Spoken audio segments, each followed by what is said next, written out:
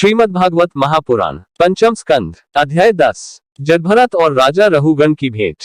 श्री सुखदेव जी कहते हैं, राजन, एक बार सिंधु सौवीर देश का स्वामी राजा रहुगण पालकी पर चढ़कर जा रहा था। जब वह इक्षुमती नदी के किनारे पहुंचा, तब उनकी पालकी उठाने वाले कहारों के जमादार को एक कहार की आवश्यकता पड़ी। कहार की खोज करते समय दैववश उसे ये ब्राह्मण देवता मिल गए। इन्हें देखकर उसने सोचा, यह मनुष्य हष्ट-पुष्ट, जवान और गठीले अंगों वाला है, इसलिए यह तो बैल या गधे के समान अच्छी तरह बोझा ढो सकता है। यह सोचकर उसने बेगार में पकड़े हुए अन्य कहारों के साथ इन्हें भी बलात् पकड़कर पालकी में जोड़ दिया। महात्मा भरत जी यद्यपि किसी प्रकार इस कार्य के योग्य नहीं थे, तो भी वे बिना कुछ बोले चुपचाप पालकी को उठा ले चले। वे द्विजवर कोई जीव पैरों तले दब न जाए, इस डर से आगे की एक बाण पृथ्वी देखकर चलते थे, इसलिए दूसरे कहारों के साथ उनकी चाल का मेल नहीं खाता था। अतः जब पालकी टेढ़ी सीधी होने लगी, तब यह देखकर राजा रहुगण ने पालकी उठाने वालों से कहा, अरे कहारों, अच्छी तरह चलो, पालकी को इस प्रकार ऊंची नीची करके क्यों चलते हो। तब अपने स्वामी का यह अपेक्षायुक्त वचन सुनकर कहारों को डर लगा कि कहीं राजा इन्हें दंड न दे, इसलिए उन्होंने राजा से इस प्रकार निवेदन किया, महाराज, यह हमारा प्रमाद नहीं है, हम आपकी नियम मर्यादा के अनुसार ठीक ठीक ही पालकी ले चल रहे हैं। यह एक नया कहार अभी अभी पालकी में लगाया गया है, तो भी यह जल्दी जल्दी नहीं चलता, हम लोग इसके साथ पालकी नहीं ले जा सकते। कहारों के ये दीन वचन सुनकर राजा रहुगण ने सोचा, संसर्ग से उत्पन्न होने वाला दोष एक व्यक्ति में होने पर भी उससे संबंध रखने वाले सभी पुरुषों में आ सकता है, इसलिए यदि इसका प्रतिकार न किया जाए तो धीरे धीरे ये सभी कहार अपनी चाल बिगाड़ लेंगे। ऐसा सोचकर राजा रहुगण को कुछ क्रोध हो आया। यद्यपि उसने महापुरुषों का सेवन किया था, तथापि क्षत्रिय स्वभाववश बलात् उसकी बुद्धि रजोगुण से व्याप्त हो गई और वह उन द्विजश्रेष्ठ से, जिनका ब्रह्मतेज भस्म से ढके हुए अग्नि के समान प्रकट नहीं था, इस प्रकार व्यंग से भरे वचन कहने लगा, अरे भैया, बड़े डैक की बात है, अवश्य ही तुम बहुत थक गए हो। ज्ञात होता है तुम्हारे इन साथियों ने तुम्हें तनिक भी सहारा नहीं लगाया। इतनी दूर से तुम अकेले ही बड़ी देर से पालकी ढोते चले आ रहे हो। तुम्हारा शरीर भी तो विशेष मोटा ताजा और हट्टा कट्टा नहीं है, और मित्र बुढ़ापे ने अलग तुम्हें दबा रखा है। इस प्रकार बहुत ताना मारने पर भी वे पहले की ही भांति चुपचाप पालकी उठाए चलते रहे। उन्होंने इसका कुछ भी बुरा न माना, क्योंकि उनकी दृष्टि में तो पंचभूत, इंद्रिय और अंतःकरण का संघात यह अपना अंतिम शरीर अविद्या का ही कार्य था। वह विविध अंगों से युक्त दिखाई देने पर भी वस्तुतः था ही नहीं, इसलिए उसमें उनका मैं मेरेपन का मिथ्या अध्यास सर्वथा निवृत्त हो गया था और वे ब्रह्मरूप हो गए थे। किंतु पालकी अब भी सीधी चाल से नहीं चल रही है। यह देखकर राजा रहुगण क्रोध से आग बबूला हो गया और कहने लगा, अरे यह क्या तू जीता ही मर गया है? तू मेरा निरादर करके मेरी आज्ञा का उल्लंघन कर रहा है। मालूम होता है तू सर्वथा प्रमादी है। अरे जैसे दंडपानी यमराज जन समुदाय को उसके अपराधों के लिए दंड देते हैं, उसी प्रकार मैं भी अभी तेरा इलाज किए देता हूँ, तब तेरे होश ठिकाने आ जाएंगे। रहुगण को राजा होने का अभिमान था, इसलिए वह इसी प्रकार बहुत सी अनाप शनाप बातें बोल गया। वह अपने को बड़ा पंडित समझता था, अतः रजतमयुक्त अभिमान के वशीभूत होकर उसने भगवान के अनन्य प्रीतिपात्र भक्तवर भरत जी का तिरस्कार कर डाला। योगेश्वरों की विचित्र कथनी करनी का तो उसे कुछ पता ही न था। उसकी ऐसी कच्ची बुद्धि देखकर वे संपूर्ण प्राणियों के सुहृद एवं आत्मा ब्रह्मभूत ब्राह्मण देवता मुस्कुराए और बिना किसी प्रकार का अभिमान किए इस प्रकार कहने लगे। जब भरत ने कहा, राजन, तुमने जो कुछ कहा वह यथार्थ है, उसमें कोई उलाहना नहीं है। यदि भार नाम की कोई वस्तु है तो ढोने वाले के लिए है, यदि कोई मार्ग है तो वह चलने वाले के लिए है। मोटापन भी उसी का है।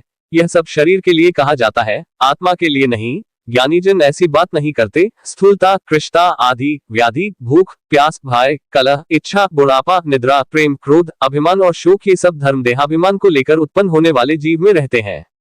मुझ में इनका लेश भी नहीं है। तुमने जो जीने मरने की बात कही, सो जितने भी विकारी पदार्थ हैं, उन सभी में नियमित रूप से ये दोनों बातें देखी जाती हैं, क्योंकि वे सभी आदि अंत वाले हैं। यशस्वी नरेश, जहाँ स्वामी सेवक भाव स्थिर हो, वहीं आज्ञा पालनादि का नियम भी लागू हो सकता है। तुम राजा हो और मैं प्रजा हूँ, इस प्रकार की भेद बुद्धि के लिए मुझे व्यवहार के सिवा और कहीं तनिक भी अवकाश नहीं दिखाई देता। परमार्थ दृष्टि से देखा जाए तो किसे स्वामी कहें और किसे सेवक। फिर भी राजन, तुम्हें यदि स्वामित्व का अभिमान है तो कहो, मैं तुम्हारी क्या सेवा करूं वीरवर। मैं मत, उन्मत्त और जड के समान अपनी ही स्थिति में रहता हूँ। मेरा इलाज करके तुम्हें क्या हाथ लगेगा? यदि मैं वास्तव में जड और प्रमादी ही हूँ, तो भी मुझे शिक्षा देना पिसे हुए को पीसने के समान व्यर्थ ही होगा। श्री सुखदेव जी कहते हैं, परीक्षित, मुनिवर जड भरत यथार्थ तत्व का उपदेश करते हुए इतना उत्तर देकर मौन हो गए। उनका देहात्म बुद्धि का हेतुभूत अज्ञान निवृत्त हो चुका था, इसलिए वे परम शांत हो गए थे। अतः इतना कहकर भोग द्वारा प्रारब्ध क्षय करने के लिए वे फिर पहले के ही समान उस पालकी को कंधे पर लेकर चलने लगे। सिंधु सौवीर नरेश रहुगण भी अपनी उत्तम श्रद्धा के कारण तत्व जिज्ञासा का पूरा अधिकारी था। जब उसने उन द्विजश्रेष्ठ के अनेकों योग ग्रंथों से समर्थित और हृदय की ग्रंथि का छेदन करने वाले ये वाक्य सुने, तब वह तत्काल पालकी से उतर पड़ा। उसका राजमद सर्वथा दूर हो गया और वह उनके चरणों में सिर रखकर अपना अपराध क्षमा कराते हुए इस प्रकार कहने लगा। देव, आपने द्विजों का चिन्ह यज्ञोपवीत धारण कर रखा है, बतलाइए इस प्रकार प्रच्छन्न भाव से विचरने वाले आप कौन है? क्या आप दत्तात्रेय आदि अवधूतों में से कोई है? आप किसके पुत्र हैं? आपका कहाँ जन्म हुआ है और यहाँ कैसे आपका पदार्पण हुआ है? यदि आप हमारा कल्याण करने पधारे हैं तो क्या आप साक्षात सत्वमूर्ति भगवान कपिल जी ही तो नहीं है? मुझे इंद्र के वज्र का कोई डर नहीं है, न मैं महादेव जी के त्रिशूल से डरता हूँ और न यमराज के दंड से। मुझे अग्नि, सूर्य, चंद्र, वायु और कुबेर के अस्त्र शस्त्रों का भी कोई भय नहीं है, परंतु मैं ब्राह्मण कुल के अपमान से बहुत ही डरता हूँ। अतः कृपया बतलाइए, इस प्रकार अपने विज्ञान और शक्ति को छिपाकर मूर्खों की भांति विचरने वाले आप कौन है? विषयों से तो आप सर्वथा अनासक्त जान पड़ते हैं, मुझे आपकी कोई थाह नहीं मिल रही है। साधो, आपके योगमुक्त वाक्यों की बुद्धि द्वारा आलोचना करने पर भी मेरा संदेह दूर नहीं होता। मैं आत्मज्ञानी मुनियों के परम गुरु और साक्षात श्रीहरि की ज्ञान शक्ति के अवतार योगेश्वर भगवान कपिल से यह पूछने के लिए जा रहा था कि इस लोक में एकमात्र शरण लेने योग्य कौन है? क्या आप वे कपिल मुनि ही हैं जो लोगों की दशा देखने के लिए इस प्रकार अपना रूप छिपाकर विचर रहे हैं?